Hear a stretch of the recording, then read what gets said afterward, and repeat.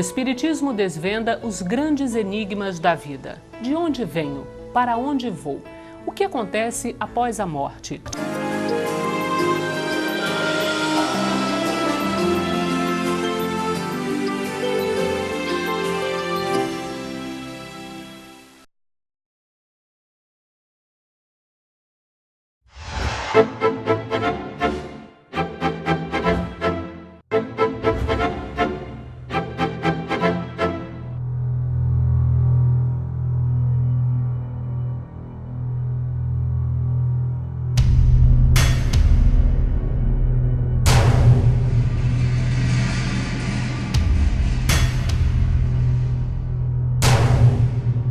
Segundo uma ideia muito falsa de que não pode reformar sua própria natureza, o homem se acredita dispensado de esforçar-se para corrigir seus defeitos, dos quais se compraz voluntariamente ou que exigiriam muita perseverança.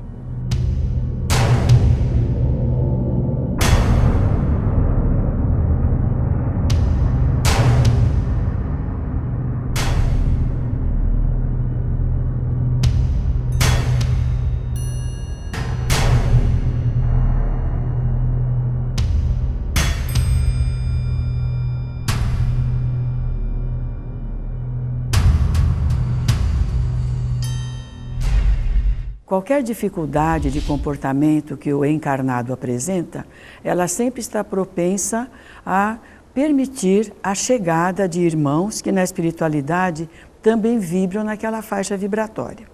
Em especial, a dependência química se dá com maior constância a verificação de que há obsessores. Diga-se que um dependente químico nunca está sozinho, né, espiritualmente. Tem aqueles outros espíritos que se aproveitam da situação e incentivam para que ele vá buscar mais ainda o álcool, a droga, seja o que for. Espíritos que eram, digamos assim, dependentes químicos enquanto em vida, não é pelo fato de terem morrido que acabou a dependência daquela substância.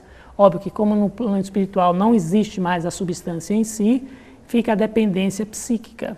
E existe então uma associação, muitas vezes, desses espíritos que têm um desejo por consumo daquela droga com pessoas predispostas ao psiquismo desses espíritos atuarem também naquela questão. Então o que acontece? Ele se aproxima de um outro encarnado para poder beber, para poder fumar, para poder cheirar, para poder usar aquilo e compensar.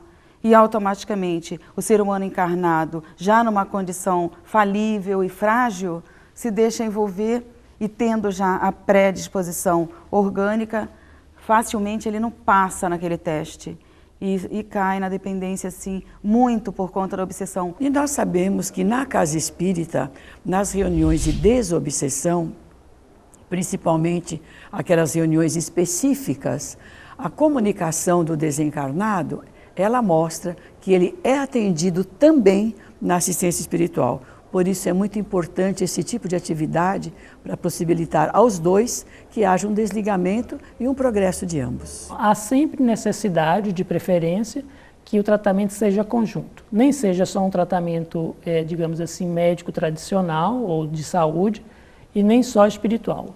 Que haja as duas coisas, porque se nós fazermos um tratamento material e associarmos a questão do tratamento espiritual, que não consiste só em desalojar, digamos assim, o espírito obsessor da pessoa, mas também em refazer com que essa pessoa que é drogadicta possa rever a sua própria vida, os seus valores, as suas dificuldades, de que maneira está conduzindo isso. Quer dizer, não é só um tratamento de orações, enfim, e ir na casa espírita, mas que ele possa também refazer toda a sua vida com perguntas e redirecioná-la para um ambiente saudável. Recuperação espiritual dar para eles um modelo de tratamento aonde ele vai não só aprender a lidar com os sintomas da doença dele, mas também ter instrumentos na qual ele rever valores éticos e morais na sua vida. Instrumentos, instruções e instrutores por um tempo. E a primeira tarefa dele é reconhecer que ele é portador de uma doença e que precisa de tratamento, porque muitos não acham. O usuário de maconha é inacreditável como eles dão boné neles mesmos. Você conta, mostra, demonstra, só falta fazer uma biópsia do cérebro dele, mostrar a lâmina dele como está lesada. Não, mas isso aqui, em 1000 casos, pode ser erro da eosina na hora de fazer a célula, de fazer a placa lá, né? Então eles não reconhecem, é muito difícil, né? Depois que reconheceu, parar de usar, né? E depois reconhecer que não só é doente, que precisa parar de usar, mas que precisa de um tratamento, porque muitos só querem parar de usar, mas não querem fazer tratamento, que é o famoso bêbado seco, né? Ele continua com os mesmos comportamentos, fazendo as mesmas coisas, que quando você olha para ele, você está usando. Não estou. Pô, mas você está falando, está andando do mesmo jeito, você está fazendo as mesmas coisas, mas ele não está usando. Então você vê que é interessante, que quando ele usa, ele piora o comportamento dele. Mas ele tem uma coisa que precisa mudar dentro dele, que são os valores éticos e morais. Com isso, qual é a condição principal? Né? É que o dependente queira parar de usar e queira se tratar. Todos querem, né? Você não viu essa passeata que está tendo aí? Em São Paulo, é porque eles são tudo dependentes químicos querendo parar de usar. Né? Estão protestando, queremos parar. Não, eles não querem parar de usar. Eles se sentem muito mais doentes quando param de usar do que quando estão usando. E como que eles fazem isso? Com informação. Não é com sermão, e nem com admoestações, e nem com prisão, e nem com nada disso. É a informação. E normalmente uma informação acolhedora, consoladora, né, esclarecedora e motivadora. Tá? Porque se você pegar pelo colarinho e dar uns tapas na cara dele e falar, você entendeu? Ele vai falar que entendeu só para poder se livrar de você para continuar usando depois. A renovação tem que ser da gente. Ninguém vai, por você, fazer uma transformação. Né? Tanto que, se nós formos olhar aí os passos que se falam de todos os anônimos, enfim, não adianta que você obrigue, principalmente quando a pessoa tem a possibilidade de escolher. Na dependência química, psicoativa, nós vemos que o único remédio capaz de influenciar para que a criatura se liberte, pelo menos só por hoje, é o amor. O espiritismo e a doutrina, assim como a metodologia espírita, ela pode auxiliar e muito, porque a doutrina espírita nos ajuda, de uma forma geral, através da psicopedagogia de Jesus, que a psicopedagogia é o processo de aprendizado mais sublime, mais sutil e mais efetivo que existe. Então, na dependência química, na recuperação da dependência química, e dentro dos processos de reforma dos defeitos para as virtudes, o dependente, assim como nós todos, vamos aprendendo qual é o verdadeiro significado da vida e quais são as atitudes, os pensamentos e os sentimentos que nós devemos adotar para que possamos ter uma vida melhor. O Espiritismo, ele tem uma proposta de renovação, uma renovação interior, uma renovação de atitude. Então, ele está absolutamente alinhado com a possibilidade de alguém que quer abandonar, quer se libertar, vamos falar assim, que eu acredito que é o que as pessoas, quando estão envolvidas na dependência química, não deixa de ser, entre aspas, uma escravidão, não é? Então, é uma libertação. E o Espiritismo traz essa proposta. O que tem por trás disso tudo? São espíritos encarnados com algum desalinho que precisa ser trabalhado. E alguns dependentes químicos são dependentes químicos, vamos dizer assim, em função de uma necessidade, vamos dizer assim. Por isso que eu falo brincando, que dependência química não é para quem quer, é só para quem pode. Porque se não puder, vai morrer. Não vai tirar proveito dessa doença. Vai pegar um pezinho maior do que pode na academia e vai ter distensão e não vai ter função espiritual para ele. É um trabalho que um não exclui o outro. Ela tem que trabalhar também a parte biológica, muitas vezes via química, né, que é a parte médica.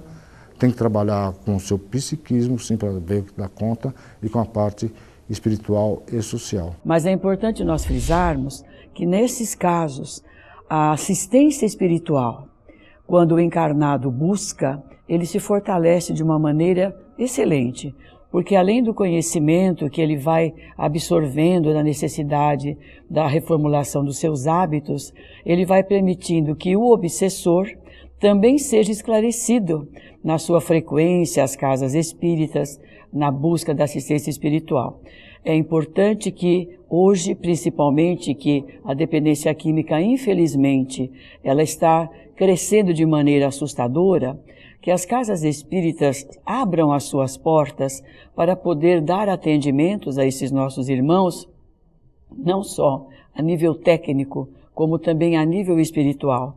Porque quando nós abrimos essa possibilidade, nós vamos fortalecer o encarnado e vamos esclarecer o desencarnado. Com isso, o que a gente pensa? Qual é o melhor tratamento? Ainda é a prevenção.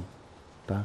E como que você faz a prevenção? Através da informação precisa, não pode deixar o dependente em dúvida, você tem que falar, é assim, né? Senão ele te manipula. Correta, não adianta indicar, eu acho que é melhor você ir naquele hospital lá, não pode ser assim. Empática, ou seja, entendendo o sofrimento do dependente químico, o que ele mesmo não entende como ele não consegue parar, né? E em tempo. Por que eu falo que é em tempo? Tá? Porque se demorar muito, morre. A conscientização, ao meu ver, deve começar em casa, né? Não adianta que eu faça uma conscientização de massa se eu não estou fazendo a conscientização do meu filho dentro de casa, do meu sobrinho, às vezes do meu vizinho. A convivência com os jovens e com os adolescentes faz com que a gente reflita qual é o nosso papel na sociedade com esses que estão próximos a nós. É um momento de reflexão, de observar que o pouco que eu posso fazer por aquele que está perto de mim, aí sim eu atinjo uma grande massa. Aí eu tenho a possibilidade de atingir um número maior. A busca do conhecimento leva à conscientização. Se a pessoa tem a conscientização que tal coisa faz mal para ela, se ela já teve um estudo, de repente, na infância, na adolescência, mesmo no momento do que está acontecendo, daquela dependência, ter alguém ali para falar, para jogar realmente aquela sementinha, uma hora vai germinar. Então, a importância do espiritismo, do estudo, da doutrina, também para essa condição, vamos dizer assim, deplorável do ser humano, né, que fica dependendo de alguma coisa, principalmente química, é primordial. Né, o estudo do Evangelho, de vez em quando ouvir alguma coisa do pai, da mãe, do amigo, falar, olha, você é responsável por aquilo que você está fazendo hoje, olha o que você está fazendo com o seu corpo, você sabe que você vai responder por esse mal que você está fazendo, porque o Espiritismo explica as leis divinas, a lei da responsabilidade, o que você faz, você vai ter que colher, né, o que você plantou, você vai ter que colher. Então é muito importante, sim, a conscientização do que a pessoa está fazendo consigo mesmo. Lógico que na hora ele não vai querer ouvir, ele não vai entender direitinho, porque uma pessoa dominada fica quase que inconsciente. Só aquilo que ela faz é o bom, é o certo e etc. Mas fica no coração, fica no espírito. E automaticamente, quando a doutrina espírita esclarece o dependente, a espiritualidade que está do lado dele também está ouvindo, né? Então, eu indico o estudo da doutrina espírita, assim, para qualquer condição do ser humano, mesmo com dependência, mesmo estando bem, mesmo não estando.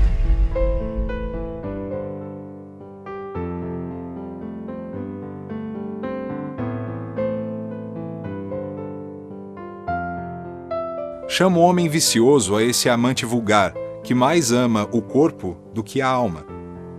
O amor está por toda parte na natureza, que nos convida ao exercício da nossa inteligência. Até no movimento dos astros o encontramos.